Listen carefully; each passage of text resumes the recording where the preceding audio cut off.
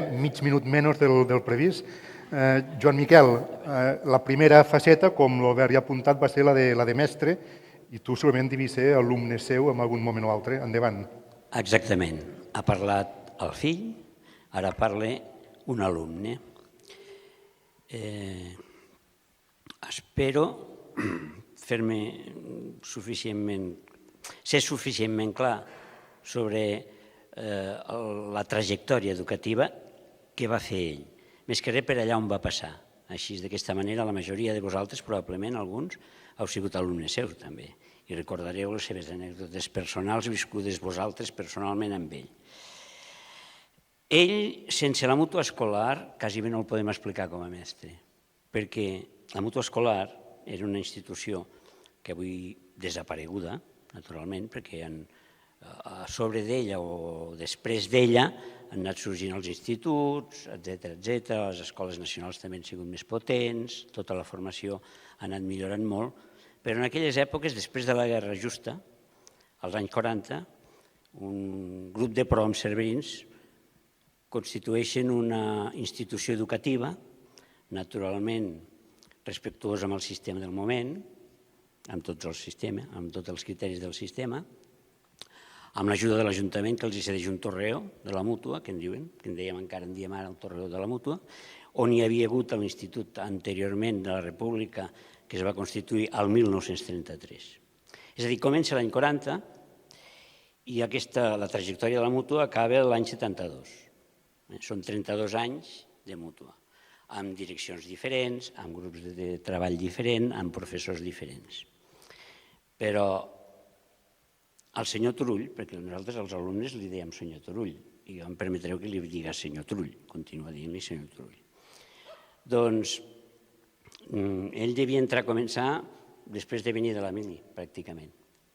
I a més compaginava, als primers temps, va compaginar també la feina aquí a la mútua, amb ajudar també a muntar l'acadèmia a Guissona del Estadella, del mestre Estalella, que avui en dia hi ha una escola a Guissona que porta aquest nom, de mestre Estalella. Ell allà, l'estructura de la mútua era un ensenyament, bàsicament, la part més important, però era l'ensenyament secundari possible, de formació de comerç, de banca i de batxillerat, de preparació pel batxillerat. I en aquest camp ell devia intervenir en diverses matèries, perquè en aquell moment tothom feia diverses matèries. Ell, al ser mestre, probablement també devia assumir molt el que seria l'ensenyament primari. Sobretot això ho veurem que va fer cap a finals de l'època de la mútua. Faré una llista només de les matèries que ha tractat al llarg del seu temps, perquè tingueu una idea. Català, castellà, anglès, francès, història, geografia, dibuix, taquigrafia, estenografia i formació humanística. Jo vaig parlar amb el Max, escolta, a part de dibuix, perquè m'havia fet dibuix, dic que va fer més, perquè clar, ja intuïa que havia fet moltes més coses. I ell em va dir, m'ha donat tota aquesta llista i vés a saber si no n'hi ha alguna altra de matèria que hagués tractat, perquè ho tractaven tot en aquell temps. Ho tractaven tot i ho feien per un mòdic preu de cobrar al mes unes 300 pessetes al principi. 300 pessetes de l'època donaven bastant de sí, però no era gran cosa com a sou. I més endavant, ja, quan se va consolidar la mútua, venien a cobrar unes 600 pessetes. Bé, això jo ho he tret de l'informe que va fer l'Eduard Montiu sobre la mútua, i explico una mica aquest detall, perquè veieu una miqueta l'esforç que els suposava a ells fer aquesta feina educativa.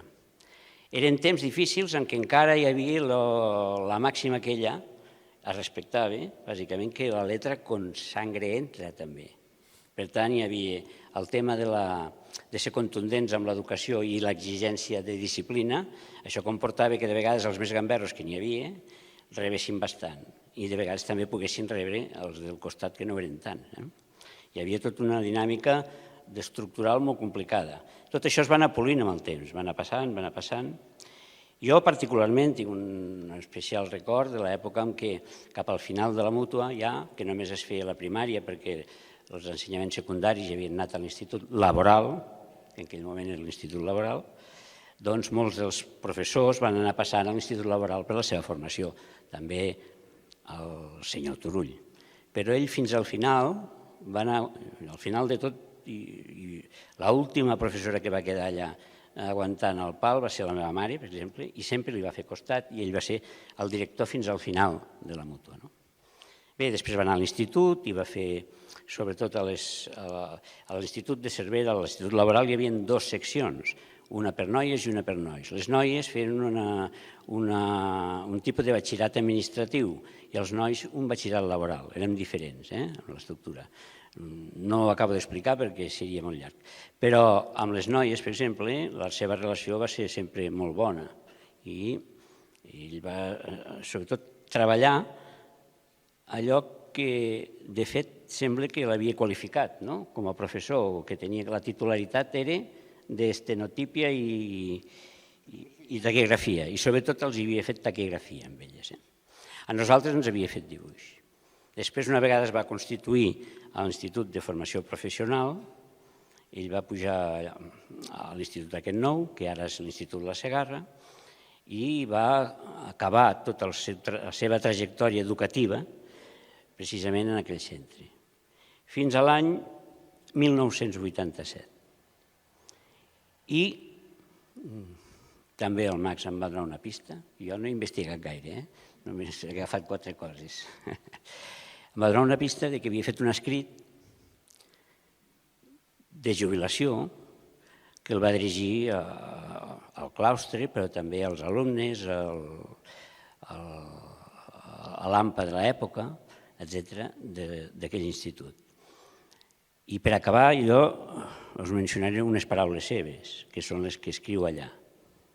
I amb això em penso que reconeixereu una mica el personatge i també reconeixereu la seva bona voluntat respecte de la part positiva activa que tenia ell i també reconeixereu el nostre poble. Un momentet, que ho busco.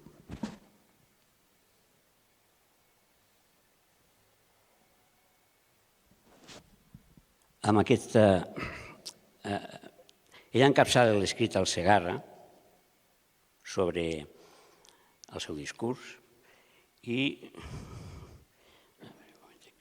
més clar. I diu...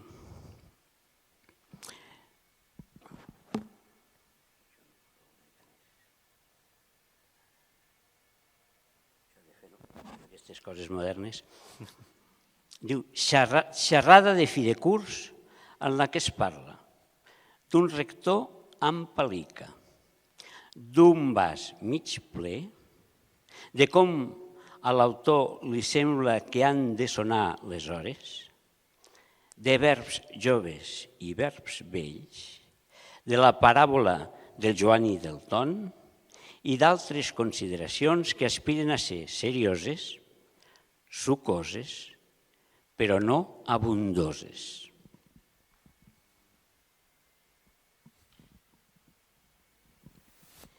I llavors no us llegiré tot l'escrit, tranquils. Però sí que...